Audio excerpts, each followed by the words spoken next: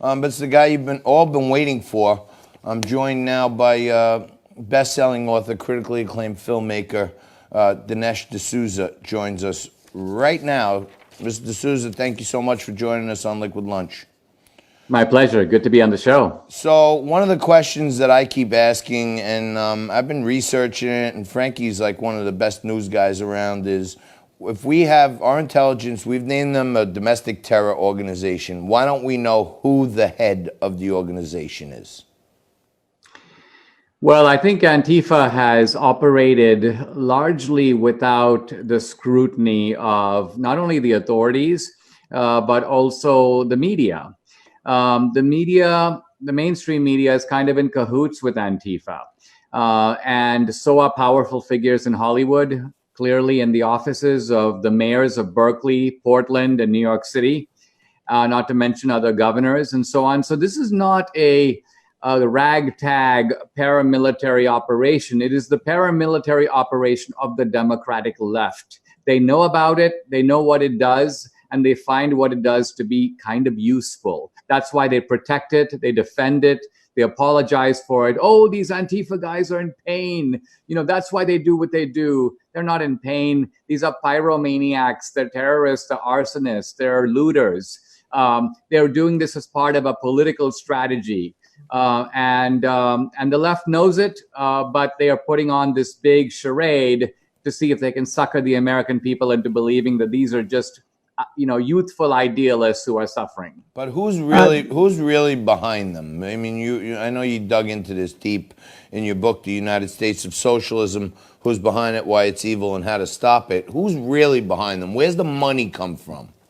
Well, it's not just the money, but it's also the type of people who are attracted to it. So yes, George Soros, for example, funded a group called Refuse Fascism. Now, Refuse Fascism was started by a bunch of people, but one of them was Bill Ayers. Bill Ayers of the Weather Underground fame, the same guy who tried to bomb the Pentagon, along with a group of his buddies.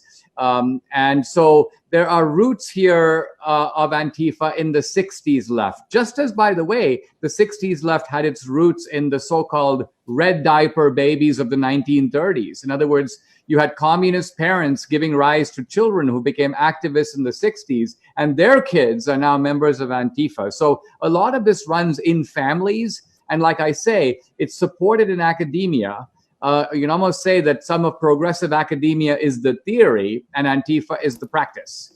It's supported in the media. CNN has basically become now a public relations arm of Antifa. And it's supported by the dough of people like Soros.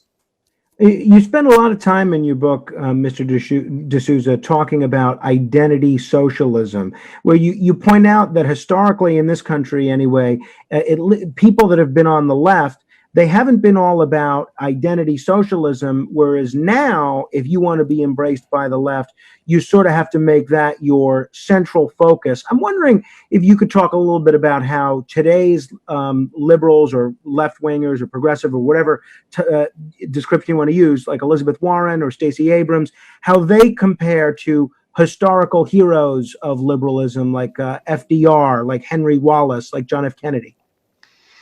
Well, FDR's political base was the white working class. Those were the people who put him in office, and those were the people who kept him in office. Today's Democratic Party is completely different. You ask the Democrats on the stage today, who wants to give free healthcare to illegal aliens? And every single hand goes up. That's very telling because it shows that this identity socialism, as I call it, is in the mainstream of the Democratic Party. It's not just Bernie, it's not just Rashida Tlaib or Alexandria Ocasio-Cortez. It is Nancy Pelosi and Chuck Schumer and the whole gang, Schiff, all the others. So what's going on here is that socialism has moved from a working class phenomenon to now a phenomenon that is about identity politics.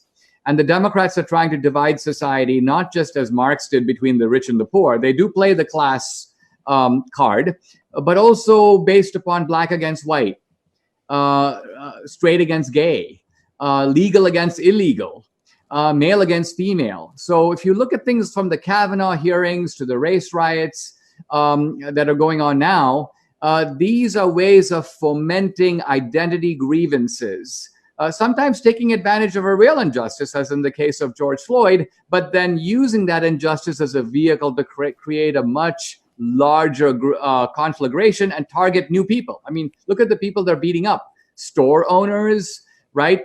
People who have absolutely nothing to do with George Floyd. Right. And Mr. D'Souza, our last minute, we're going to have another segment after this, but I know many people who aren't political wonks may not realize, but Bill Ayers and his girlfriend Leslie Dorn, they were, got, indicted and jailed for bombings where people were killed. And do you see any connection between Robert Johnson, the founder of BET, and Ayers? And I know Obama had his first fundraiser in Bill Ayers' living room, so I see a connection there. Did Robert Johnson connect to this crew anyway?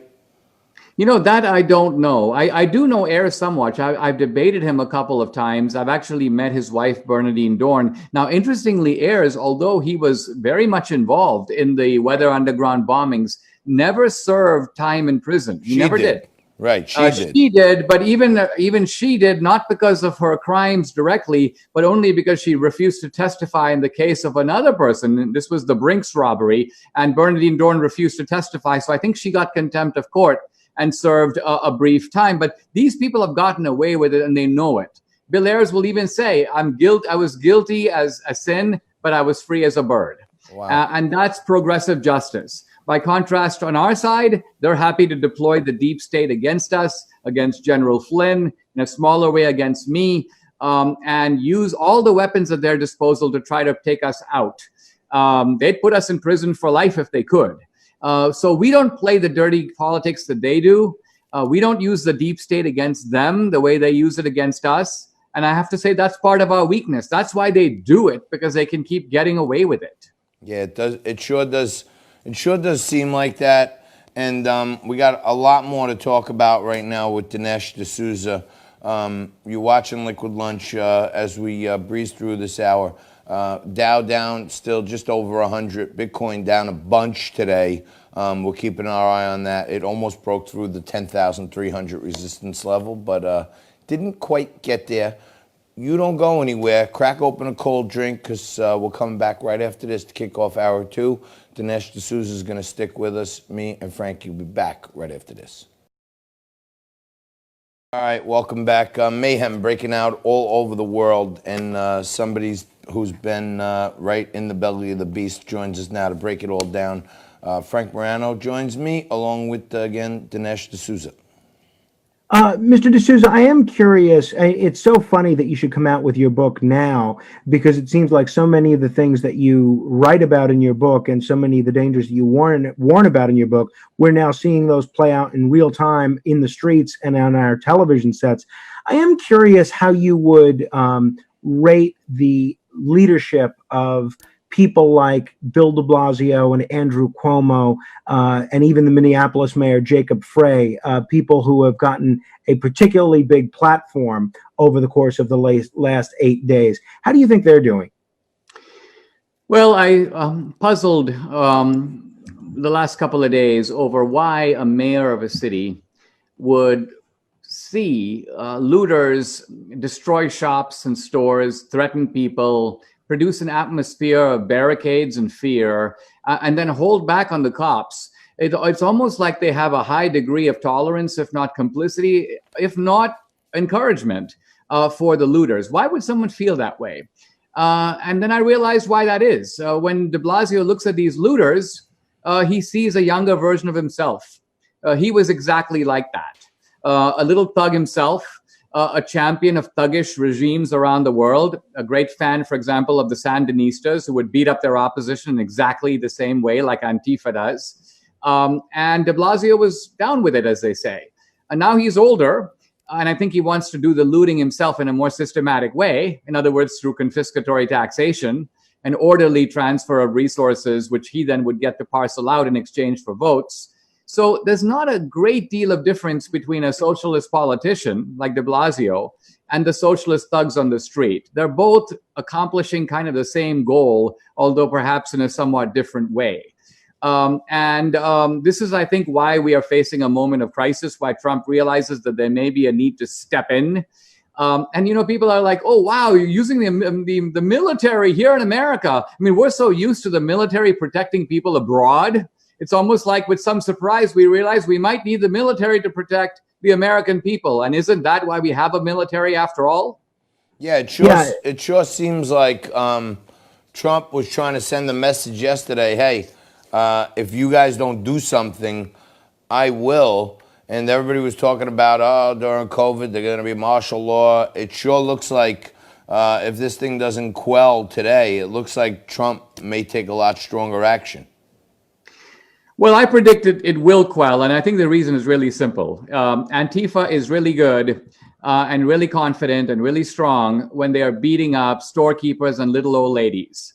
They're not really good when they're taking on the rapid response of the 82nd Airborne. So paramilitary, meet the U.S. military. I think we know where that one's going to end up. We're going to see these Antifa guys running with their tail between their legs because they know they finally met a force that is not going to back down.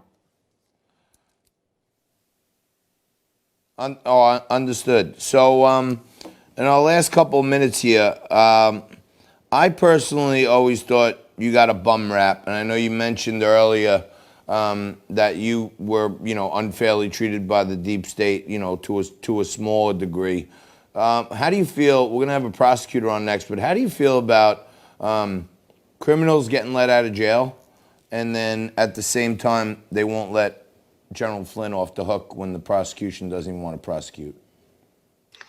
Yeah, I think that the judge has essentially taken the law into his own hands in the most corrupt way.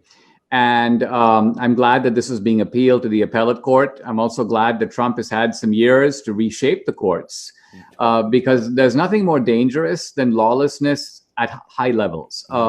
A criminal with a badge is a lot more dangerous than a criminal on the street. And so these thugs that we've seen at high levels in the FBI, I mean, literally entrapping people, setting out to get them. In my case, it was a little different. In my case, what they did is they used the full arm of the law and the legal bludgeoning of the plea bargain system. It's kind of like, Dinesh, you exceeded the campaign finance law. But we're going to accuse you of mail fraud and bank fraud. Right. We're going to add all these charges that will send you off to prison for years. You'll, destroy your relationship with your family, unless... So that's their game. All right. Thank you very much, Dinesh. We got to cut it. We got to leave it there. We thank you so much. Go out and check out his book, The United States of Socialism.